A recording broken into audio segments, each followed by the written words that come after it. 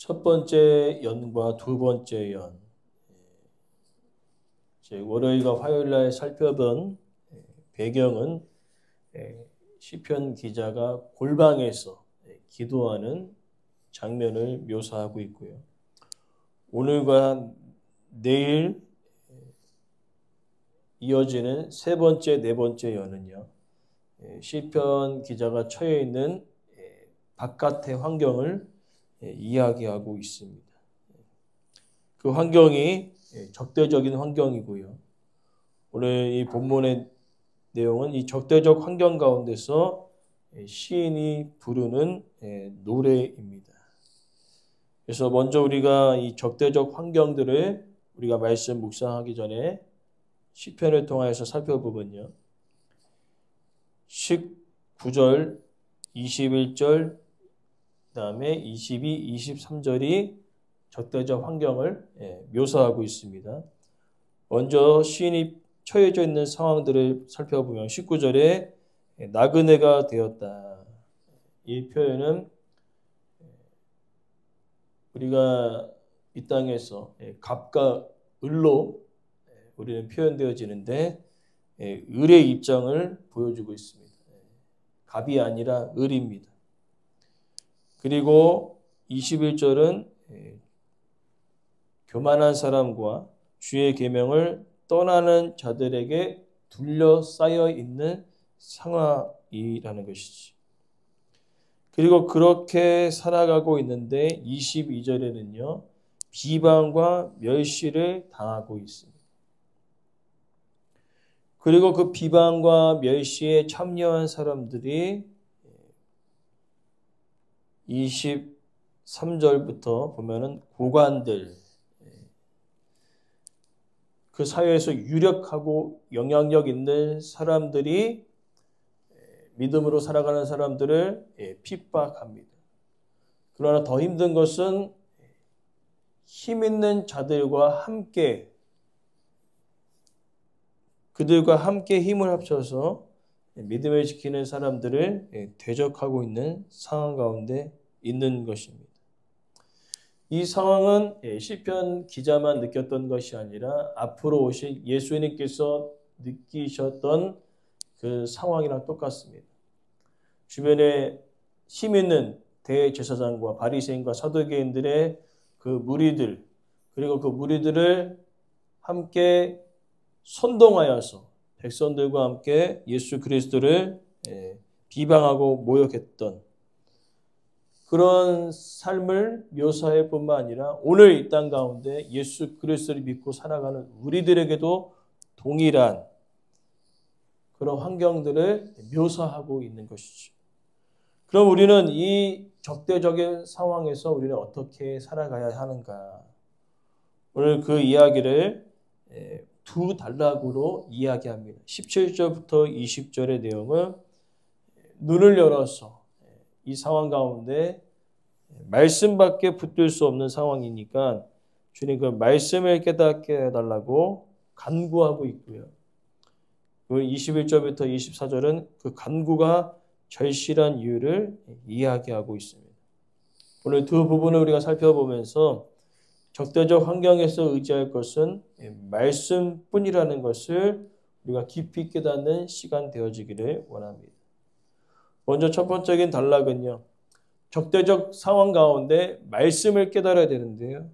특별히 17절부터 20절의 내용은 세 개의 내용으로 또 나누어집니다. 17절의 내용은요. 첫 번째로 주님의 말씀이 생존을 좌우한다. 지금 적대적인 상황이 있습니다. 죽음이 임박한 상황 가운데 그 상황에서 살아갈 수 있는 그 힘은 말씀이다라고 이야기하고 있습니다. 특별히 오늘 본문 17절에 주의 종을 후대하게 살게 하소서 라고 이야기합니다. 이 후대한다라고 생각했을 때 물질적인 풍요를 이야기할 수 있습니다. 그러나 여기에서는 물질적인 풍요를 가리키는 것이 아니라 영적 풍요를 이야기하고 있는 것입니다. 특별히 살게 해달라고 기도한 것은 잘 살게 해달라고 기도하는 것이 아니라 진짜로 죽음의 상황에 있는 것입니다. 그래서 살려달라고 간절히 간구하고 있는 것입니다. 지금 시인이 처한 상황이요. 적대적인 상황인데 무슨 상황이냐면 죽음의 위기에 처한 상황입니다. 그 상황 가운데 그가 할 수 있는 일은요. 아무것도 없었습니다. 고관과 그 당시에 힘 있는 세력들과 함께 주변의 많은 사람들이 그들과 합류하여서 믿음의 사람들을 박해하고 있는 상황이라는 거죠. 그래서 그가 할 수 있는 일은 딱 한 가지밖에 없는 것입니다. 생존을 위해서 말씀을 붙드는 것입니다. 때로는 우리의 상황 가운데 육적인 필요합니다. 그러나 영적인 필요도 우리가 채워져야 할 존재임을 하나님이 이야기하고 계시는 거죠. 그러니까 우리가 육적인 필요를 위해 일용의 양식을 구하라고 하나님께서 말씀하셨지만은 우리는요, 이 육적인 필요만을 가지고 살아가는 인생이 아닙니다. 영적인 필요가 반드시 우리 가운데 필요하기 때문입니다. 그러게 하나님께서는요, 우리들에게 이렇게 이야기하고 있습니다. 우리의 간절한 간구가 단지 육적인 필요만을 구하고 있느냐, 아니면 영적 필요도 구하고 있느냐. 실제로 느껴지는 배고픔과 은행 잔고의 바닥남을 느끼는 것과 또 내 영혼의 굶주림과 영적인 가난함을 느끼고 살아가는지 그것을 묻고 계시는 것입니다. 그러나 많은 사람들은요, 육신적인 배고픔과 은행 잔고의 바닥남을 더 깊이 생각하면서 그것을 위해 간구하고 있는데 중요한 것은 영적인 갈급함과 영적인 그 가난은 생각하지 않고 살아간다라고 이야기하고 있는 것입니다. 그래서 시편의 기자는 그래 너희가 지금 육적인 필요도 구하는 것도 중요한데 더 중요한 것은 영적인 가난이라는 거죠. 영적인 갈급함이라는 것입니다. 그러면서 시편의 기자는 하나님께서 나를 도와줄 이유를 무엇으로 이야기하냐면 주의 종이라는 표현을 통하여서 하나님과 나 사이에 관계가 있음을 이야기하고 있는 것입니다. 관계가 있기 때문에 하나님께서 지금 이 상황 가운데 나를 도와주시고 살게 하여 달라고 기도하고 있는 겁니다. 그러나 문제가 발생합니다. 그렇게 간구해야 되는데 많은 사람들이 18절에 보니까 내 눈을 열어달라고 이야기하는 의미는 뭡니까? 영적으로 맹인들이 많다는 것이죠. 어렵고 힘든 그 순간순간 속에서도 우리는요, 영적인 맹인들이 많아서 육신의 배고픔밖에 생각하지 않는 연약함을 우리는 느낀다는 것입니다. 마찬가지로 이스라엘 백성들이 출애굽 그 과정 가운데 광야 속에서 늘 그들이 간구하는 것은요, 육신적인 배고픔이었습니다. 목말라 죽겠네. 배고파 죽겠네. 영적인 그 갈급함과 배고픔에 대해서는 그들이 표현되어지는 것은 전혀 없었습니다. 그들에게는 늘 육신적인 필요예요. 물이 없습니다. 먹을 것이 없습니다. 고기가 없습니다. 영적인 맹인들이라는 것이죠.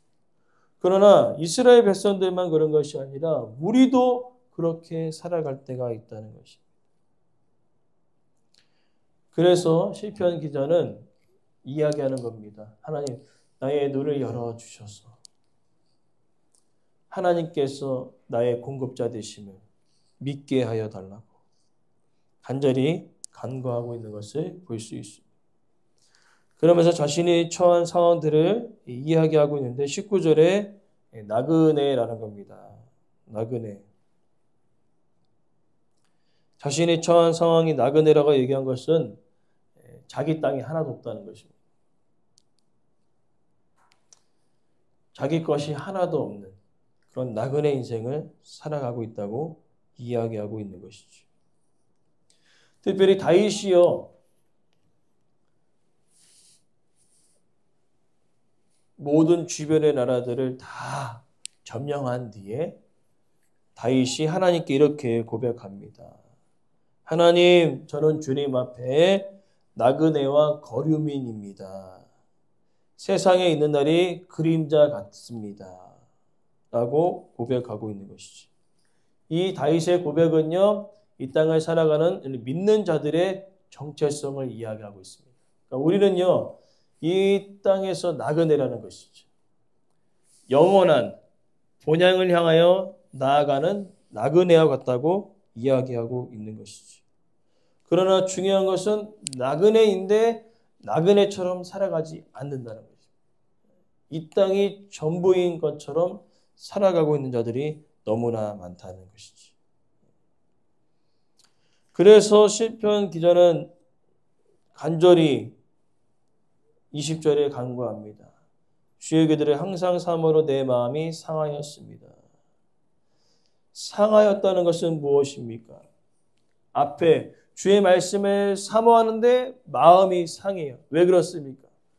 이 땅을 살아가는 데 있어서 말씀을 지키는데 마음이 상한 그 이유는 말씀을 지키면서 나아가는 그 삶이 쉽지 않다는 것이죠. 왜 그렇습니까? 적대적인 환경에서 주변에 힘 있는 자들, 또 그 힘 있는 자들과 연합하여서 자신을 늘 괴롭히기에 하나님의 말씀을 사모하며 나아가지만은 실제적으로 느끼는 것은 뭡니까? 마음이 상해요. 힘듭니다. 그래서 간구하고 있는 것입니다. 그래서 기도하고 있는 것입니다. 하나님, 내가 말씀 따라 살아가는데 실제로 느껴지는 것은 힘 있는 자들과 그들의 무리와 함께하여서 나를 괴롭히는 상황, 나를 죽이려고 하는 그 상황 때문에 마음이 상할 수밖에 없는 것입니다. 우리도 마찬가지지요.